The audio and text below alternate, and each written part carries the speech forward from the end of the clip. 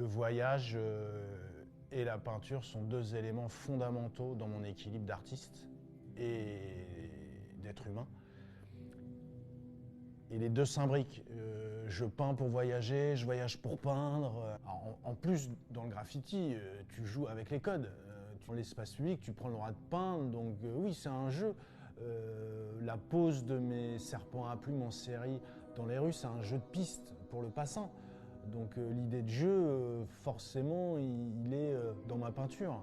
Pour le projet de la borne, c'est assez symptomatique de ce que je fais sur toile en tableau depuis quelques années. Vous pouvez y voir donc, un fond de tag avec le serpent au premier plan. Alors pour moi, c'est important parce que vu que je viens du graffiti pur, le tag, donc la signature, moi c'est l'acte originel. Le fait de garder ça en fond de mes tableaux, pour moi c'est vraiment important, ça montre mon origine.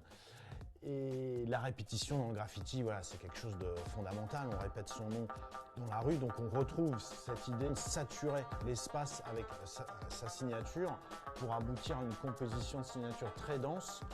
Bon, c'est un classique dans le graffiti, hein.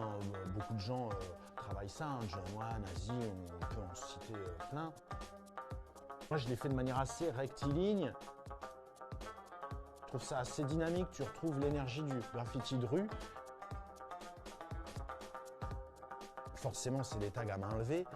Et par-dessus vient la couche au pochoir avec l'image du serpent à plumes. Donc c'est une autre étape qui vient plus tard dans ma vie, dans mon travail, avec une autre technique, une autre esthétique. J'ai commencé à le peindre sur mur à la toute fin des années 90, début 2000, quand je réalisais des séjours réguliers en terre mexicaine.